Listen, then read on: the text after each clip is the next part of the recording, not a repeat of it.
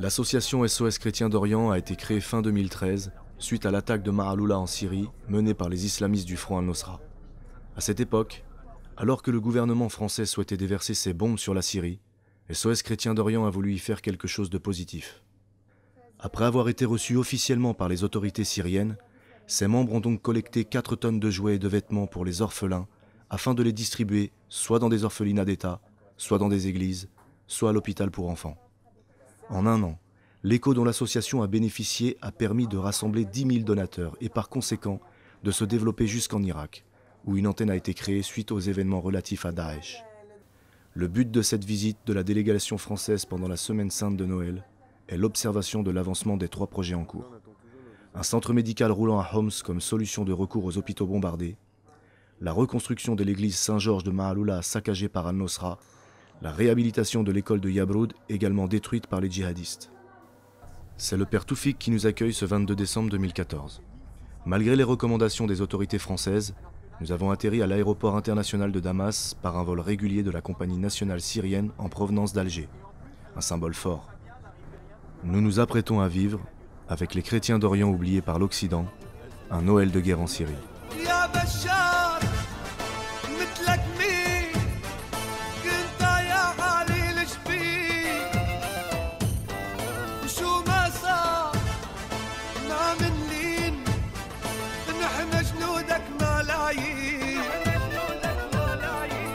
Damas.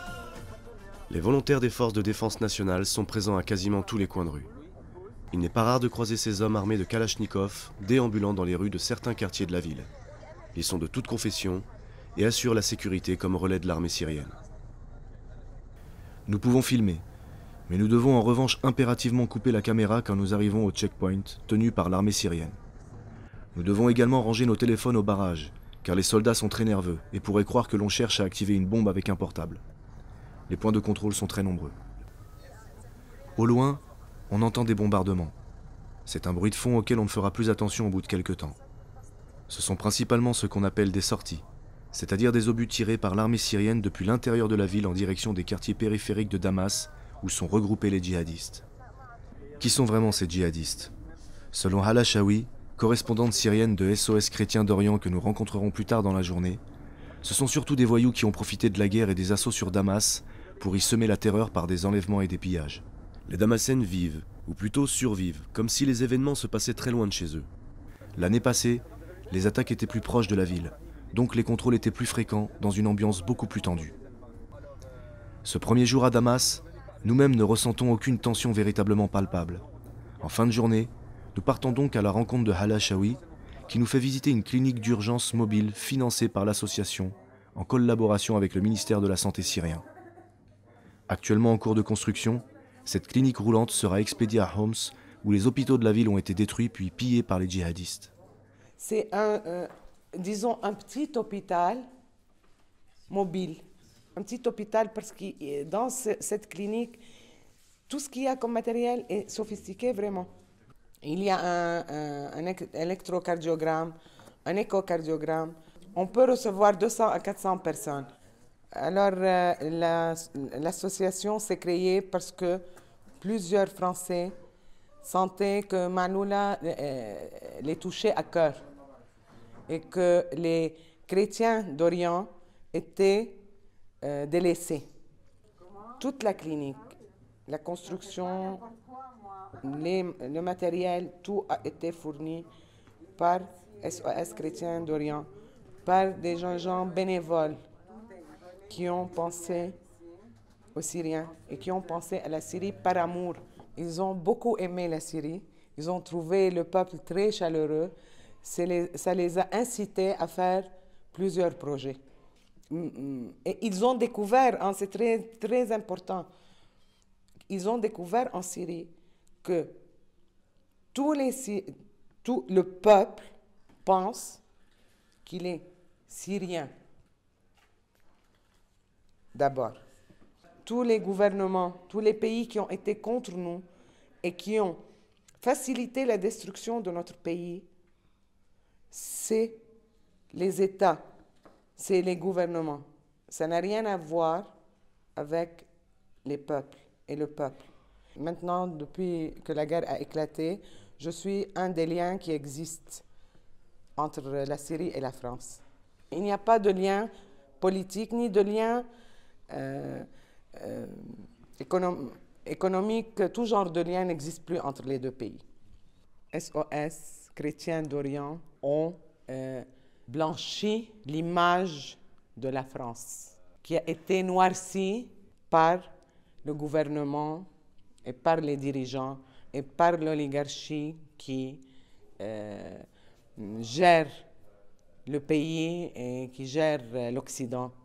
Eux, ils ont mis une note blanche avec amour et les Syriens ne vont penser qu'à cette note en pensant à la France. Hala Chaoui nous expliquera aussi que les Syriens ne présentent plus de signes religieux apparents. On ne voit désormais plus de croix, de sabre d'Ali, de pendentif sur lequel est écrit Allah, dépassé du cou des passants. Ils ont tous entrepris de mettre en avant leur appartenance à la Syrie, plutôt que de laisser des symboles les diviser sur leur appartenance confessionnelle. Aussi, les affiches du président sont plus présentes qu'avant dans les rues des villes syriennes. On peut souvent y lire « Nous t'aimons Bachar », la Syrie d'Al-Assad ou encore bien d'autres choses. Pendant notre séjour à Damas, nous séjournons au couvent Brahim al-Khalil de la congrégation Santa Marta dans le quartier de Kashkoul. Il y a 2 mois, il y a eu beaucoup de bombardements à Dokhanieh. L'armée syrienne visait ce quartier dans le but d'en déloger les djihadistes. Il y a seulement une rue qui sépare ce quartier de Kashkoul. Beaucoup sont venus du quartier de Dokhanieh pour demander de l'aide au couvent. Le couvent est en effet pris entre 2 feux, ceux de Jobar, quartier aux mains des djihadistes, et ceux de l'armée régulière syrienne. Les djihadistes ont tenté de détruire le couvent en lançant des obus, en creusant 2 tunnels afin d'y accéder, en tentant d'y pénétrer en passant par les égouts tels des rats. C'est difficile d'en finir avec eux. Notre guide Mahmoud nous emmène le lendemain visiter le musée national de Damas. L'intérieur du musée n'est pas accessible à cause des pillages occasionnés. Mahmoud nous fait donc la visite des jardins du musée. Nous nous rendons dans une sorte de marché artisanal. Voilà la réalité de Damas, capitale du mal absolu comme la décrivent la diplomatie et la presse occidentale.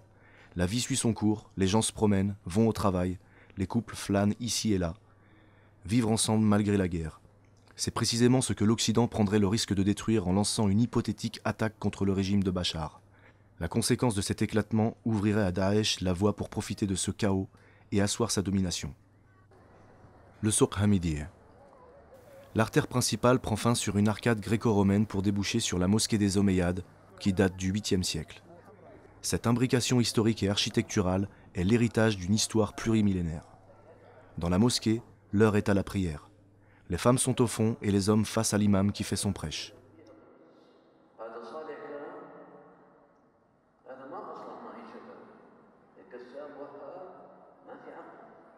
Je me dirige vers ce tombeau vert et argenté. Il s'agit du tombeau de Yahya, c'est-à-dire Jean le Baptiste. Musulmans et chrétiens continuent côte à côte à vivre envers et contre tout. Notre-Dame de Damas, le même soir. Nous assistons ici à la chorale de Noël, ainsi qu'au prêche du père Elias Zahlaoui, qui nous accueille dans son église. La communauté chrétienne, que l'Occident a décidé d'abandonner à son sort parce que son seul crime est d'accepter la protection d'Al-Assad face à l'entreprise d'extermination de Daesh, chante Noël dans la joie.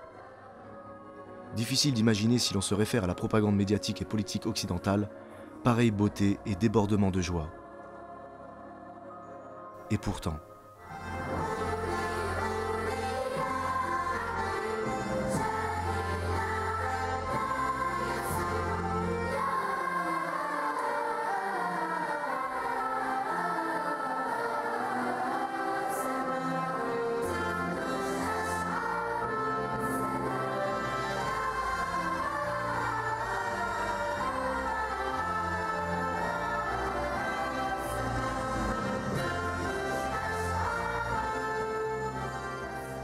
cependant, le père Elias Zahlaoui est sans équivoque. Mes amis venus de France, je vous remercie d'être venus. Je sais que vous êtes déjà venus et que vous venez pour des buts humanitaires. Je voudrais vous poser plusieurs questions. Est-ce que vous attendiez à cette manifestation de joie et de foi dans un pays qui fait face à 83 pays qui lui envoient des combattants qu'on appelle des djihadistes et des combattants comme vous en connaissez à travers les quelques médias qui osent dire la vérité au Occident. Pour un pays qui vit cette expérience infernale, que nous puissions manifester notre foi et notre joie à travers un tel groupe doit vous étonner. Je voudrais que vous puissiez transmettre à tous ceux que vous connaissez en France, surtout si vous pouvez aux médias. Et je sais et vous savez que les médias en Occident sont sous domination antidémocratique, pour ne pas dire autre chose. Je vous prie, faites votre possible pour dire un peu la vérité de ce que nous vivons en Syrie, pour que les responsables en Occident, les responsables politiques et les responsables ecclésiastiques précisément, qu'ils osent voir la vérité, qu'ils osent dire la vérité et qu'ils osent défendre le droit à la vie de tous les chrétiens du Proche-Orient, pas seulement de Syrie. Le plan actuel occidental vise à vider tout le Proche-Orient des chrétiens. C'est criminel. Ceux qui trament ce complot, excusez-moi de vous le dire, qu'ils soient des présidents de République ou qu'ils soient des responsables politiques ou des responsables ecclésiastiques aussi. Je l'ai déjà dit à travers des lettres ouvertes. Je l'ai déjà dit au Vatican. Mais maintenant, je voudrais vous le répéter et répétez-le. J'en porte la responsabilité. S'ils continuent à garder le silence face à ce qui se passe au niveau du Proche-Orient, ils sont des criminels. 24 décembre. Nous quittons Damas pour Maaloula. Nous longeons la banlieue où encore certains quartiers sont aux mains des djihadistes. À environ 60 km au nord de Damas, Maaloula se situe dans le Djebel Qalamoun qui fait partie de la chaîne de l'Anti-Liban. Maaloula, qui signifie « la porte » en araméen, compte un grand nombre d'églises et est l'un des hauts lieux du christianisme en Syrie. Il est même hautement symbolique puisqu'il est l'un des rares lieux au monde où est encore parlé l'araméen, la langue de Jésus-Christ. Nous passons quelques barrages. Les miliciens qui les tiennent sont des chrétiens du village. Certains sont à la base de simples bergers. Je reconnais ce joli village troglodyte, déjà visité avant la guerre. Et je ressens aussitôt un pincement au cœur et de la tristesse quand je vois la végétation qui l'entoure entièrement calcinée suite au combat. L'ampleur des dégâts est considérable. On croirait qu'un tremblement de terre a dévasté la ville. À vol d'oiseau, les djihadistes sont à environ 30 km derrière ces montagnes où se trouve le Liban. Le village est rassuré car le Hezbollah n'est pas loin non plus, et il est la principale source de sécurité de la zone. Des drapeaux de l'armée syrienne et du Hezbollah sont plantés et flottent à divers endroits, rendant hommage aux libérateurs de la ville. Car par 2 fois, les djihadistes ont occupé Maaloula. Tout d'abord du 7 au 19 septembre 2013, par le front Al-Nosra, la branche syrienne d'Al-Qaïda, avant que la ville ne soit reprise presque immédiatement par l'armée régulière syrienne. Ensuite, entre début décembre 2013 et avril 2014, pendant 5 mois, durant lesquels les terroristes enlevèrent 13 religieuses et 3 de leurs auxiliaires, jusqu'à sa libération le 14 avril par l'armée de Bachar et le Hezbollah.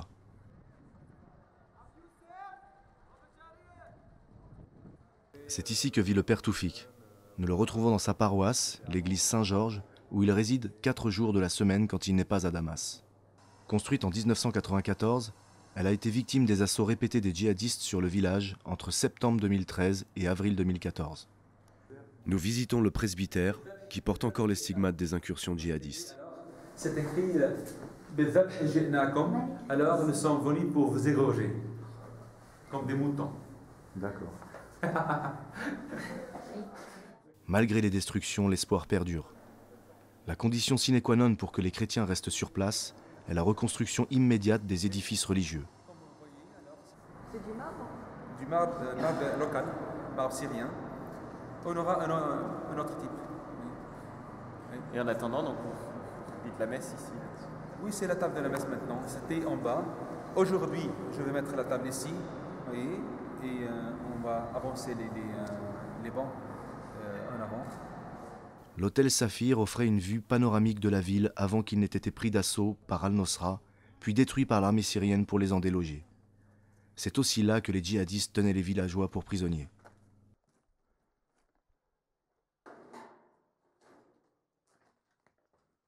Nous redescendons vers le centre-ville pour arriver au couvent de Sainte-Thècle, qui date du 1er siècle après Jésus-Christ. C'est dans ce couvent que les religieuses furent enlevées. Il fait sombre, l'électricité est coupée. Une crèche a été recomposée à partir de simples petits bouts de bois. Au hasard des rencontres, nous faisons la connaissance de Roula, l'une des 3 auxiliaires des mères du couvent, enlevée elle aussi.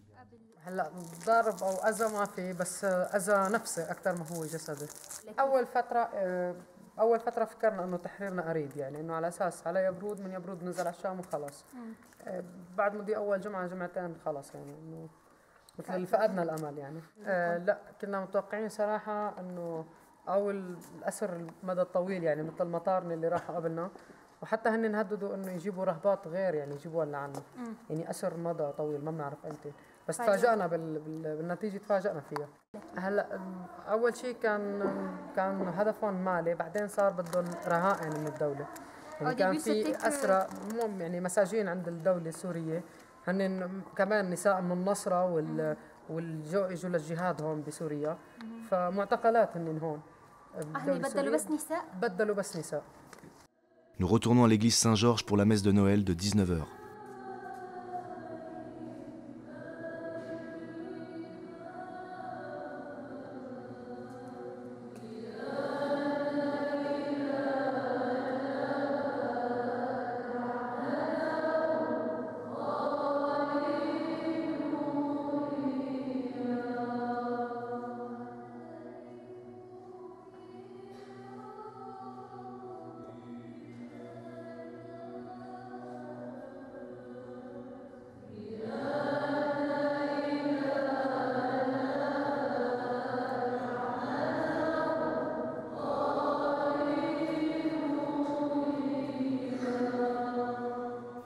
L'homélie de Père Toufik est touchante, très édifiante.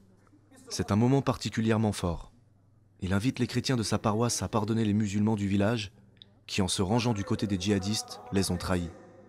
Le Père leur rappelle que leur devoir est d'aimer et de pardonner, et donc qu'ils doivent accepter leur retour parmi eux. C'est beau de voir un prêtre avec une telle autorité. Le retour de ces musulmans dépend donc de la volonté du prêtre et les fidèles acceptent non sans difficulté la décision de leur berger. Incroyable.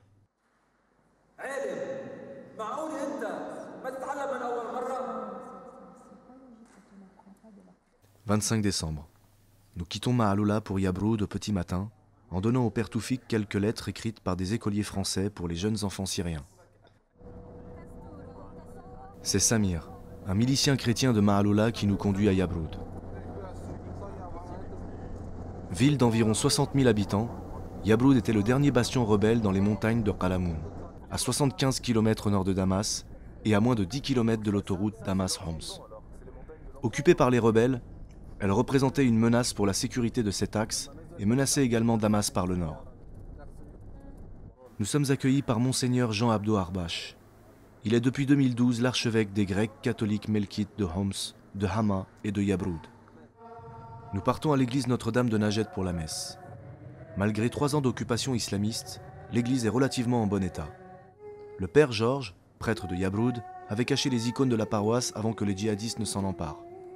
Par ailleurs, un compromis établi entre les chrétiens et Al-Nosra prévoyait qu'en échange d'argent, les djihadistes ne profaneraient pas les lieux. SOS Chrétiens d'Orient s'implique dans la reconstruction de l'école. C'est le 3e projet mené par l'association. L'équipe vient constater l'avancée des travaux quant à la reconstruction de l'école, qui compte 177 élèves. Un étage a déjà été refait. Reste à refaire le second. Ce sont des salles de classe et de catéchèse. L'école est dépendante de l'archevêché. Devant les classes, nous lisons et distribuons, comme à Maaloula, des lettres aux petits écoliers écrites par des enfants français de leur âge. 26 décembre 2014. Nous quittons Yabroud pour Homs. En chemin, nous faisons une halte à Al-Qusayr, située à seulement 10 km du Liban. La ville est dévastée, les rues sont désertes, il ne reste quasiment pas pierre sur pierre. Et pour cause. Entre novembre 2011 et juin 2013, Al-Qusayr a été le théâtre d'offensives acharnées menées par l'armée syrienne libre, tantôt appuyée par le Fatah al-Islam, mouvement djihadiste né dans les camps de réfugiés palestiniens au Liban, tantôt soutenu par le Front al-Nosra, affilié, lui, à Al-Qaïda. L'armée syrienne libre s'associe donc par opportunisme aux groupes djihadistes les plus virulents. Située dans la province centrale de Homs, la région d'Al-Qusayr est stratégique car elle relie Damas à la plaine de la Beka au Liban, un bastion du Hezbollah, et à la côte syrienne. Le général de l'armée régulière syrienne Souleyman soulignait l'importance d'une telle victoire en prononçant les mots suivants. Qui contrôle Al-Qusayr contrôle le centre du pays, et qui contrôle le centre du pays contrôle toute la Syrie. Il y avait à Al-Qusayr environ 10% de chrétiens avant la guerre. Avant les événements, on ne comptait pas moins de 10 000 chrétiens, et aujourd'hui, il ne serait plus que 3 000, selon un jeune fidèle que nous rencontrons. Dans l'église, les djihadistes ont volé toutes les icônes qui dataient du 19e siècle. Celles qui n'ont pas été volées ont été découpées ou brûlées. Les djihadistes s'en sont pris à toutes les statues, icônes, gravures, peintures. Des impacts de balles partout, des traces d'incendie. Ils ont brisé les autels et les croix. Sur un sapin de Noël, les photos des martyrs tombés pour la défense de la ville figurent en guise de décoration à la place des boules et guirlandes. Les jeunes de la fraternité nous ont dit que le Hezbollah allait envoyer une délégation pour souhaiter une bonne nativité aux chrétiens. Avant que nous ne partions, les jeunes de la paroisse tiennent à nous offrir le foulard de leur communauté, sur lequel est inscrit son nom, Akhi as-Sadaqa Yessoua, la fraternité des amis de Jésus.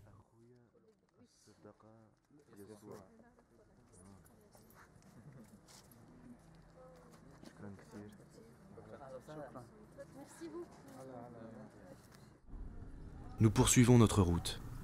Arrivé à Homs, le paysage est saisissant. Nous restons tous bouche bée devant l'incroyable spectacle de désolation dont nous sommes témoins. C'est tout simplement apocalyptique. La ville de Homs compte 1,5 million d'habitants. Nous nous rendons à la cathédrale, qui fut le QG des islamistes durant leur occupation.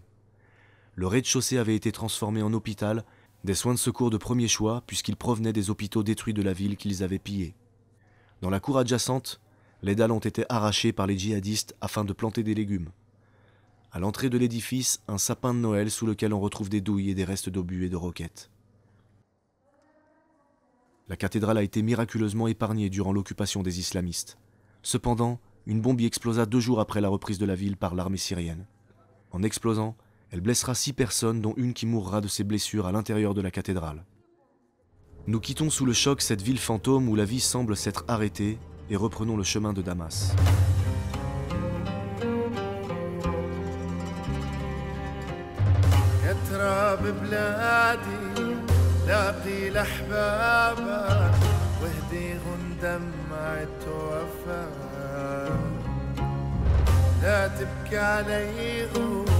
غني وغني غور سراج معاد ينطفى.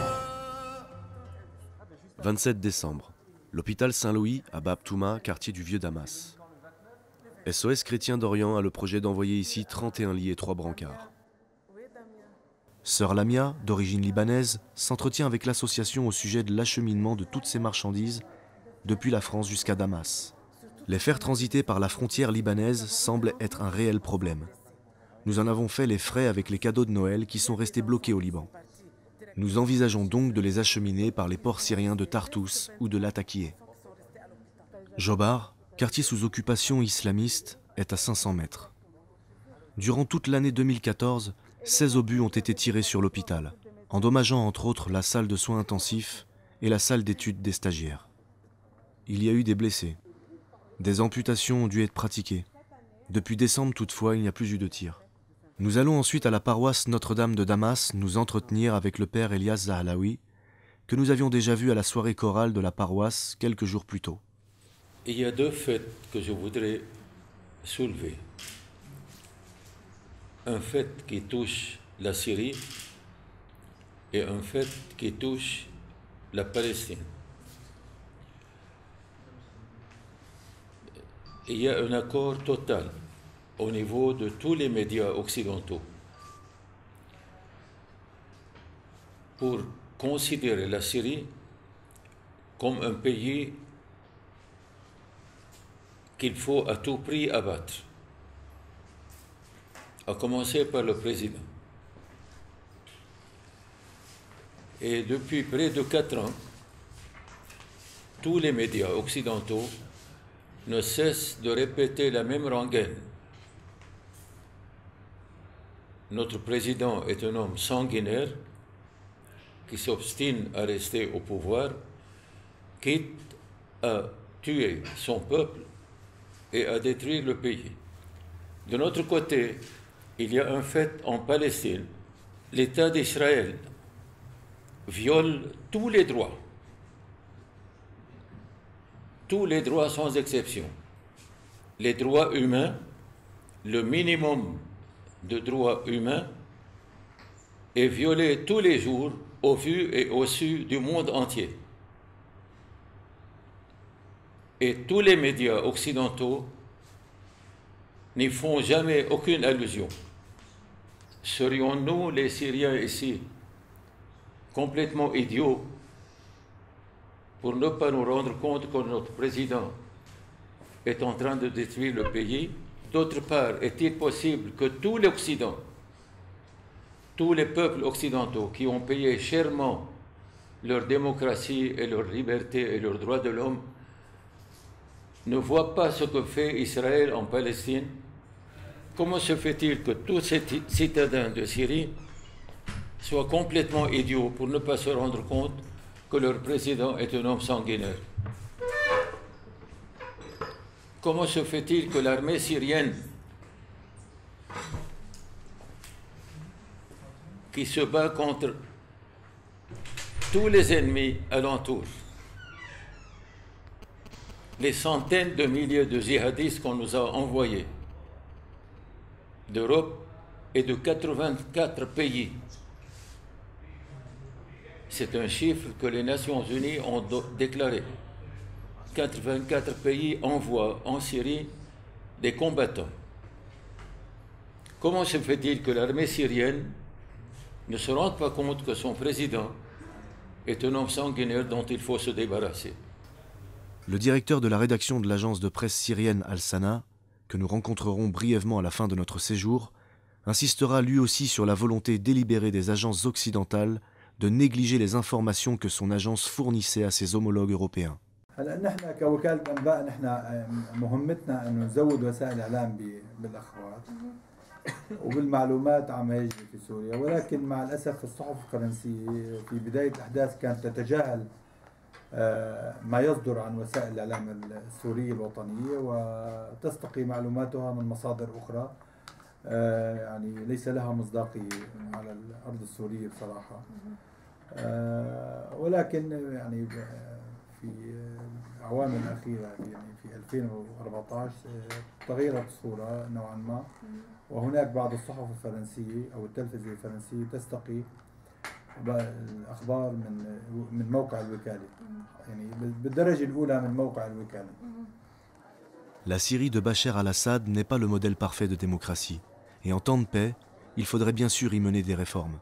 Mais la Syrie est en guerre, contre une internationale islamiste qui menace un des derniers régimes laïques du Proche-Orient, et dès lors, c'est l'union nationale qui prévaut. C'est ce que les Syriens que nous avons rencontrés nous ont expliqué. La menace est protéiforme, des rebelles de l'armée syrienne libre à Al-Nosra, en passant par une multitude de groupes armés assujettis à Al-Qaïda et à Daesh. Ces divers groupes disposent de moyens logistiques de même provenance et mènent simultanément des actions combinées dont le but affiché est le renversement d'Al-Assad et donc de la mise à mort des communautés non musulmanes du pays. Les chrétiens de Syrie disposent de l'expérience irakienne encore toute fraîche pour savoir ce qui les attendrait si le régime laïque de Bachar al-Assad venait à s'effondrer. Le 12 décembre 2012, le ministre français des Affaires étrangères, Laurent Fabius, déclarait à Marrakech qu'Al-Nosra faisait du bon boulot, encourageant de fait le renversement du régime. Pourtant, comme nous l'avons vu, les djihadistes d'Al-Nosra et de Daesh massacrent les chrétiens de Syrie afin de mettre à bas le multiculturalisme ethno-confessionnel qui fait la particularité du pays dans cette région. Ce même multiculturalisme qu'en France, les politiques érigent en dogme absolu à chaque discours. Comment accorder alors un quelconque crédit à la politique belliqueuse et irresponsable conduite par l'Union européenne et les États-Unis ? Comment surtout faire comprendre au peuple d'Occident qu'en continuant d'élire ces dirigeants européens qui soutiennent la destruction de la Syrie d'Al-Assad, ce sont ces enfants qui chantent qu'il condamne à mort.